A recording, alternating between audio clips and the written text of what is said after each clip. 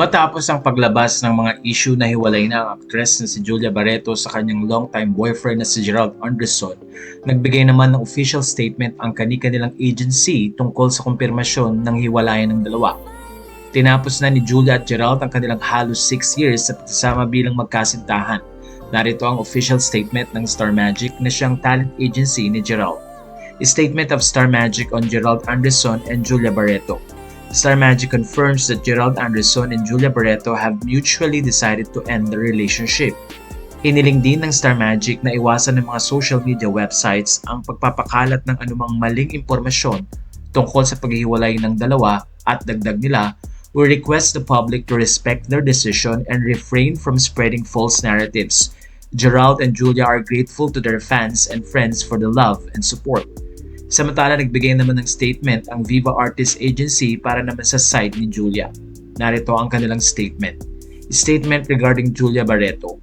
On behalf of our artist, Viva Artists Agency confirms that Julia Barreto and Gerald Anderson have mutually and amicably parted ways for some time now. Sinabi din ng nasabing agency na walang katotohanan ang ilang baseless reasons ng breakup ni Julia at Gerald. The circulating speculations in recent weeks regarding the reason for their breakup are unfounded and baseless. Ipinaalala din ng Viva na ang tanging lehitimong dahilan ng paghihiwalay ni Gerald at Julia ay ang manggagaling mismo sa mga ito. We emphasize that only information coming directly from Julia or Gerald should be regarded as accurate, as they are the primary parties involved. Anumang reasons ng breakup ni Julia at Gerald ay pawang walang katotohanan. Any other claims are merely attempts to write on the issue or to spread false information. Matatanda ang June 2025 nang lumabas ang issue ng hiwalayan ni Gerald at Julia, pero pinabulaanan naman ito ni Gerald sa pamamagitan ng interview with Tony Gonzaga. Nadamay din ang pangalan ng volleyball player na si Vanny Gandler na sinasabing third party sa breakup ni Julia Barreto at Gerald. Nagbigay din ng comment ang tita ni Julia na si Claudine Barreto tungkol sa issue. Sa isang interview ng This Is You, hosted by OG Diaz, sinabi ni Claudine ng ganito, I have no idea, puro naririnig ko rin lang ang daming mga fake news. May kung sino-sino pang babae, GGRC, na napatunayan ng fake.